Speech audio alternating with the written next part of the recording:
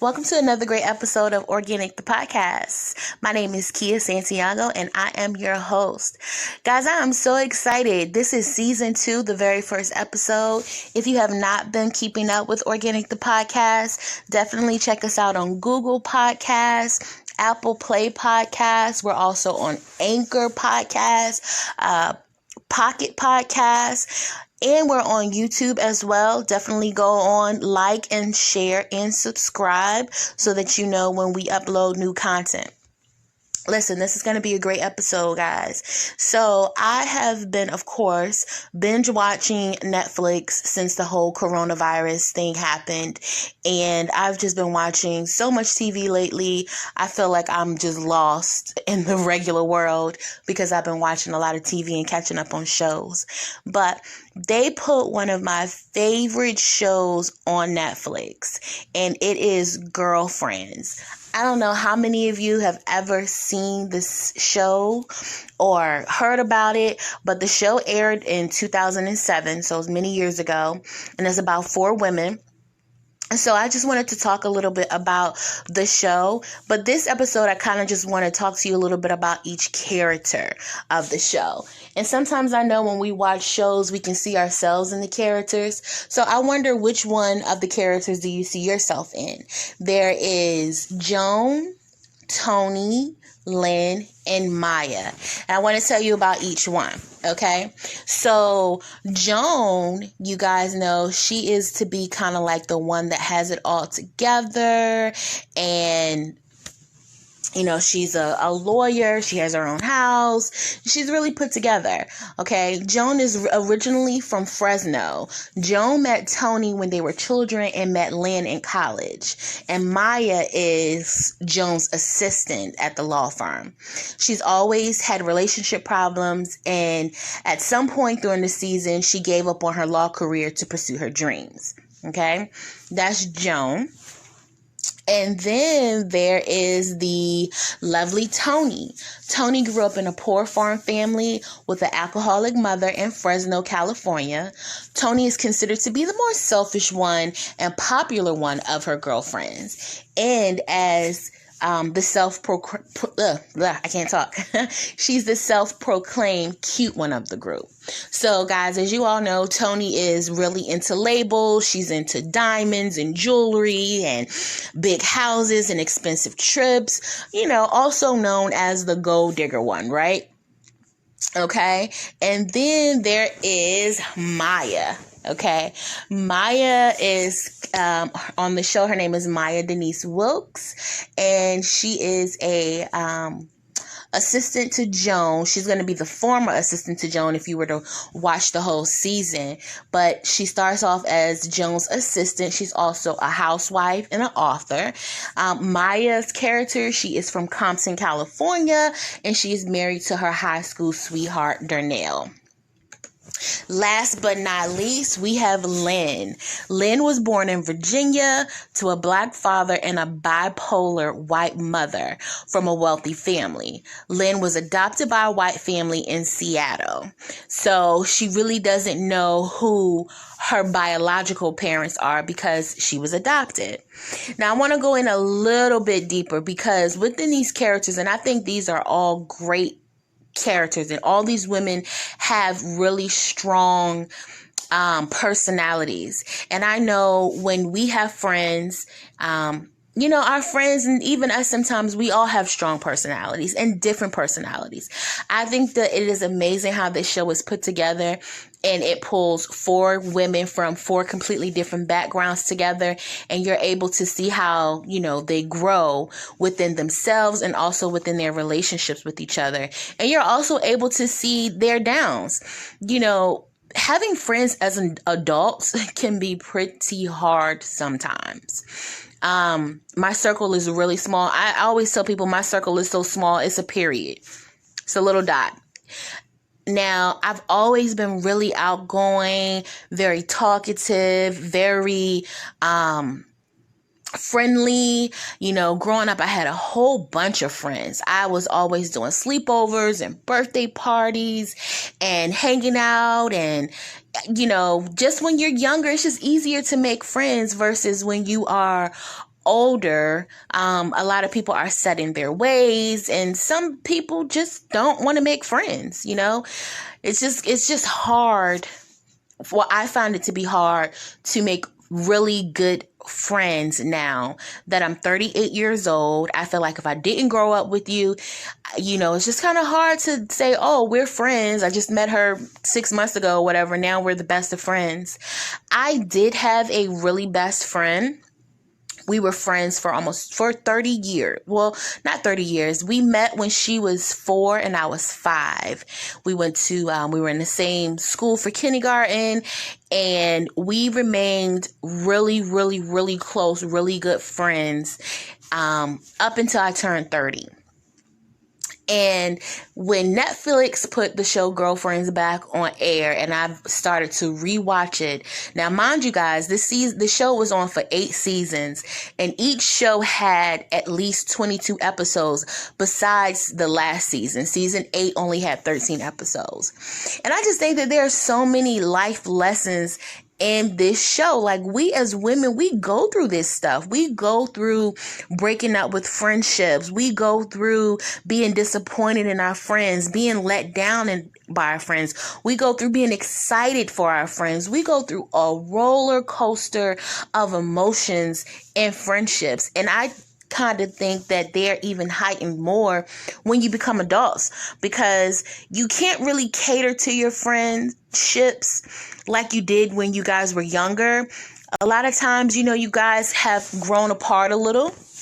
You may have went to the left, she may have went to the right, or he, and, you guys have families now, and maybe your likes have changed. Maybe you guys don't like the same things, the same places, the same foods. Maybe one of you guys have had a religious change, and maybe that was something that really connected you to your friend. So therefore, now that you guys don't share that, it's kind of, your friendship is a little strained. So going back to my friendship that I had from the time that I was 5 up until I was 30, we had some great times. She was there for my wedding. She was my maid of honor. And I was there when she had her first child, and I believe she was maybe like 19, maybe 19 or maybe early 20s when she had her first son. And we were just really close, even with our families.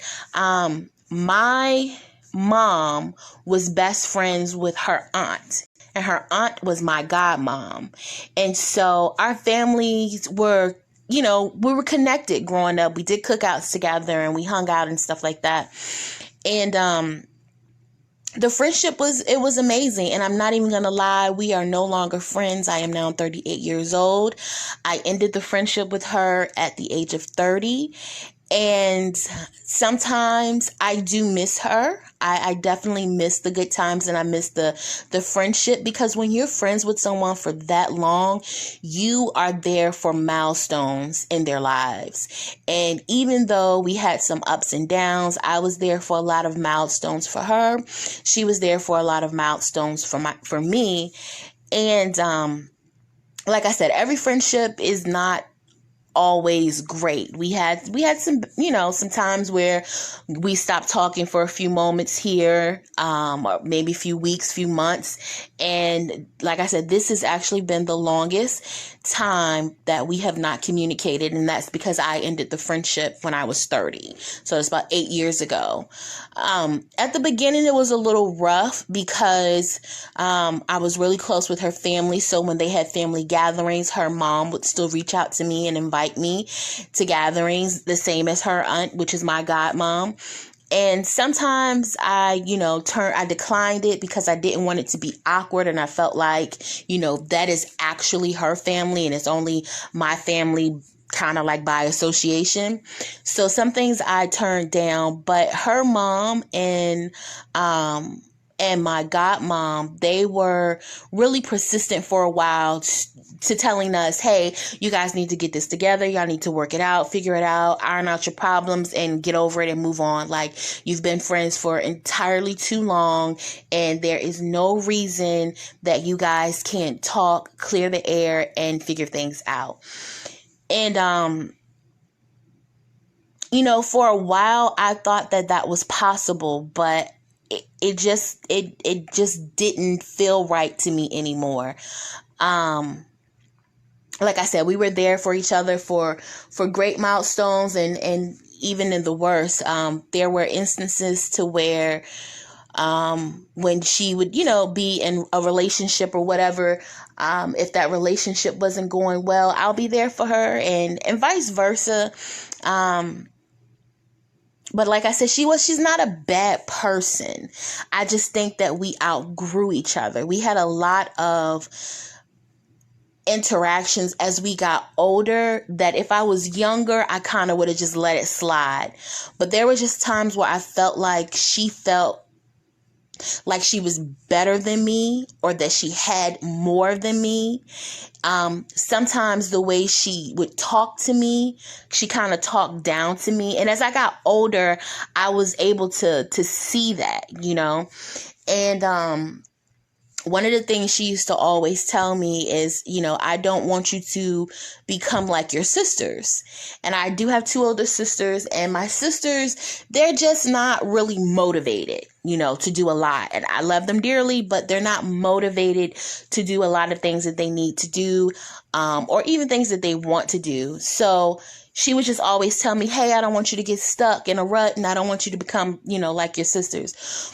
Which back then I was on board, and I understood, because I felt the same way. I felt like my sisters could be doing more to better their lives, but their choice is their choice. And I was in agreement with her, but it's just like the older I got and the more she would say that to me, the more I started to feel less, what's the word I'm looking for?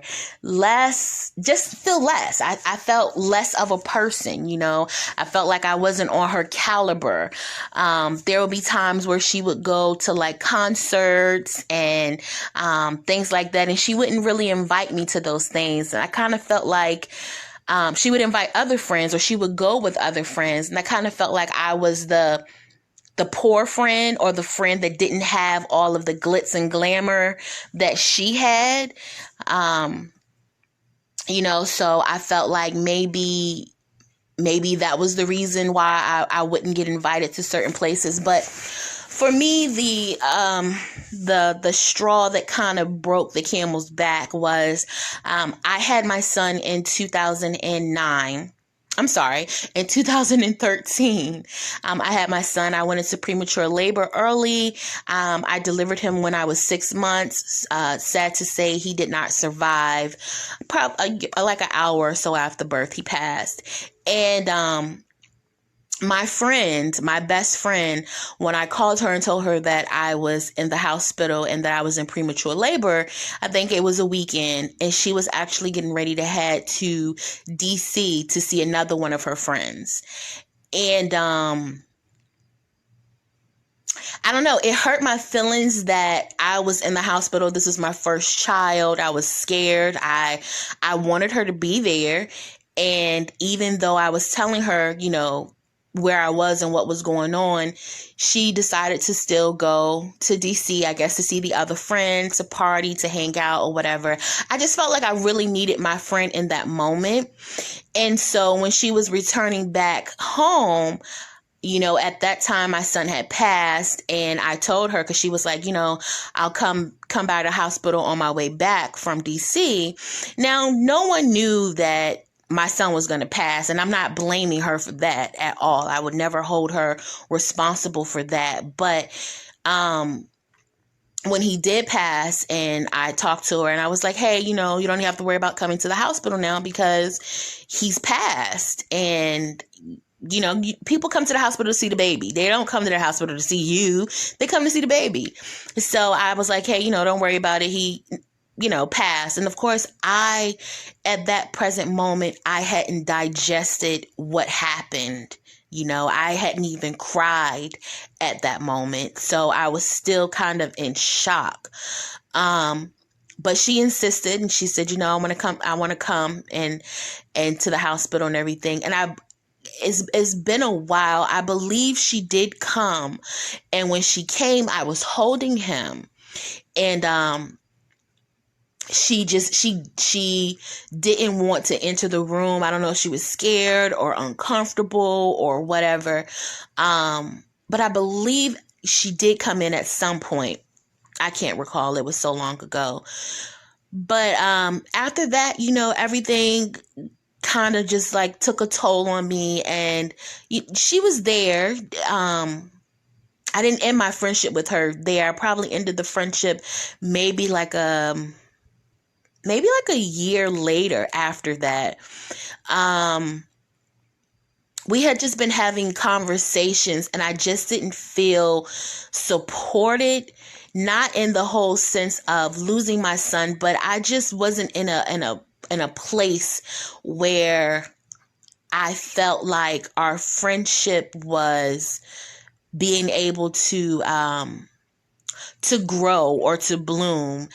And I didn't really feel like I was getting, I guess, her attention in a sense. Now, she was there for my son's memorial service. She was actually there, for his funeral and everything. I don't know. Honestly, I really can't put my finger on it because it's been a while exactly why, like what moment it was that I ended the friendship.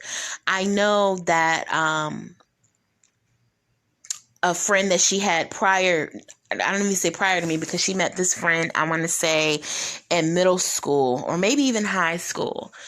But there was an instance to where I was dating my best friend's cousin, and it was kind of like a hookup here and there type thing. Now, this is going to sound crazy, but at the time I was legally married, but I was also separated while I was dating her cousin. And I was much younger, guys. I know you're listening like, woo, oh my goodness. But I was much younger, and it was an instance to where she had actually introduced her cousin to her other friend as well. And they started messing around. And I just thought that was real shady. Like, how are you going to introduce me to your cousin and I'm fooling around with your cousin, and then you're going to turn around and introduce your cousin to your other friend, and now she's fooling around with him. And then I remember one time, so my best friend had a cookout at her house, and I didn't even know that she had hooked her cousin up with her other friend. And I walk into the house and the cookout, and there her cousin is. And we didn't end on like bad terms or anything. We knew what it was. It was honestly, it was just about sex. And so we knew what it was. But so I walked into the cookout, walked into the house, and here is her other friend all hugged up and kissing on her cousin. And I mean, they are making a spectacle. Like, they are really showing out. And I'm looking like, are y'all for real? Like, is this what we do now? Now, okay, I know you guys are like, well, if it was just a sex thing, why are you worried about it? But for me, it was a moral thing. And I know you're like, okay, how are you talking about morals when you were messing around with someone when you were legally married? I don't know, guys. I guess it's confusing. But my thing is, me and her cousin, like I said, we already knew what it was, It was just a sexual thing. But for my best friend to turn around and hook her other friend up with the cousin that she hooked me up with, not even like maybe 2 months later, I just thought that was wrong. And not even just that, but me and her other friend, we were cool. Like, we met through my best friend. We met through her, but we were cool. Like, there were times where we would call each other and be like, hey girl, what are you doing this weekend? Or what's the plans or whatever, without, you know what I'm saying? Without my best friend who introduced us to each other. It's like we were cool. So then I just thought that it was like, I don't know. I just thought that was real messed up. And then I had even told her, because we were all in a club one night. We were at the Alley. And so for all of those that know about the Alley, you know all about the Scally. But we were in the club one night, and I told her that I used to deal with him, and it was a sexual thing. Like, so it's kind of like girl code. That's off limits. Like, you don't get involved with anybody else that your friend was involved with. And although we weren't best friends, we met through my best friend, I just thought that it was girl code. Maybe I was wrong. I don't know. But then me and my best friend, we had a conversation about that. And she was just like, oh, well, it's okay. You were married anyways. And, she just brushed it off like my feelings didn't matter. I need to get over it. And I felt like if the shoe was on the other foot, she would have felt the same way that I did, because at one point in time, she was married too, and she was stepping out. So it's just like, it was, I don't know, but it was a mess. And so I say all that, and I give you a little bit backstory, because we all have those girlfriends, okay? We have the girlfriends, we have the Tony Childs, we have the Jones, we have the Mayas, we have the Lyns, and as you get older, you outgrow people. And sometimes, it's for the best. Sometimes it could be for the worst. But the one thing, the moral of this all is, I never unfriend anybody out of hate, and I never root for them to fail. I want them to win. I want them to be able to eat. They just can't eat off my plate. You know what I'm saying? Like, I don't have a bad bone in my body to want someone to be, without or wish hurt or anything on them because we're no longer cool. And that's friends, relationships, anything. I never ever wish anyone bad. I want you to win. I want you to succeed. I want you to improve on yourself. And sometimes separating yourself from one another may just be the best thing for you. So, moving forward, now at the age of 38, I wish that I had friends that I had from my childhood, growing up. Some of them I lost contact with growing up, and some of them I was just like, nope, I'm turning left, you turning right. This friendship isn't going to be what it used to be. It can't be what it used to be. But going back to the Netflix series Girlfriends, watching this show has brought back so many great memories, and it has also brought back some daunting memories. And so I just wanted to talk about Tony, Lynn, Joan, and Maya. Like I said, it was a great show. If you have not seen the show, definitely check it out. It is on Netflix. Netflix changes the shows sometimes, so I'm not sure how long it's going to be up there, but definitely get on and check it out. I am going to be talking about the girlfriend shows for the next few episodes. Hopefully you guys keep up with me. Now, remember, I am on all social media platforms. You can find me on Facebook, Instagram. I am there. And make sure you guys are also following on YouTube. This is going to be a great season, guys. Season 2. I am so excited. I am so excited. This is going to be so much fun. I wonder, guys, so which one are you? Are you the Joan? Are you the Tony? Are you the Lynn? Are you Maya? I honestly find myself in each one of these characters. Because, Joan's character, she's the lawyer who has it all together. She has a nice house. She talks about having her savings accounts, her IRAs, her 401ks. She is ready. But when it comes to love, she has such the hardest time keeping a relationship. But she does have, I like her 3-month rule. Not saying that I always follow her 3-month rule, but a girl gotta try. I think the 3-month rule without sex is great because you really get to know someone.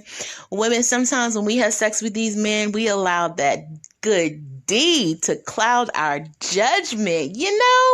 It just be so good. Like, it's like red flags. What red flags? And you have the biggest red flag in front of your face, but your eyes are closed because it's like the D just has you mesmerized. I know I'm not the only one that's been mesmerized by some good D. Y'all don't all have to say something at one time. Everybody don't have to raise their hand. I know what it is, but that's Joan. And I find myself always wanting to be better in my business. And Joan is all about, she starts off as an attorney. And throughout the season, she stops being an attorney, but you guys have to tune in and watch the episode so you can see what journey she decides to take. And then you have Tony. Tony is that one who's like, listen, I came from a poor family. I'm not going to be broke again. I'm going to have my money by any means necessary.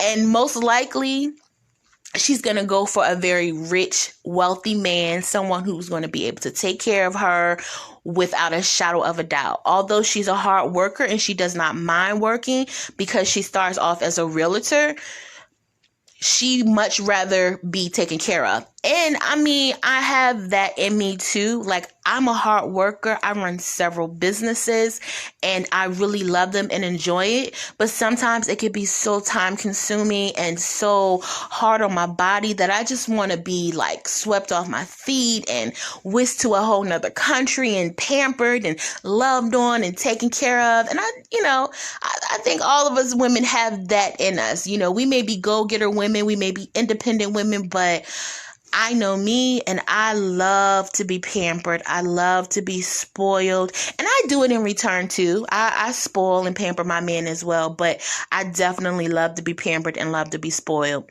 Then you have Lynn. I find a little bit of Lynn in myself too. She's that free spirit, hippie, and she's a little bit of a moocher. The moocher part, not me so much. But free-spirited, I am. I am very free-spirited. I love to just go with the flow. I recently started the whole holistic healing journey and veganism and all that good stuff. And, respecting Mother Earth and respecting nature and foraging and, you only live once. So let's just live it to the best, full speed on the pedal and don't hit the brake. That's Lynn. And I definitely have some of those characteristics of Lynn as well.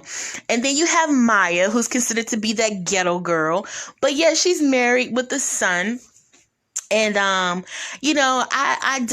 feel like I can sit down and I can eloquently speak with, the Toms and the Karens. But then if I need to get hood, with Jody and Rhonda, I could do that too, So that's Maya. Maya, she can do both. But, she comes from what everyone considers to be the ghetto side of California, but she makes it work for her. She really does. So guys, welcome to, again, season 2. We are going to be diving into the show Girlfriends this season. You get to meet Joan, Tony, Lynn, and Maya, 4 friends that are entangled with each other's loves and lives. I look forward to this season 2 being off the chain. We are going to have so much fun. And I just cannot wait. Remember, if you have questions, comments, or concerns, you can always email me. You can text me if you have that contact information. But the fastest way to get in contact with me is email. And that's at kiasantiago@yahoo.com. Make sure you're following me on Instagram under Signature Events 757, which is my business page. You guys know where I sell apparel, body and wellness items, and also home decor. Also follow Organic Eats. That's ORGANIKEATZ.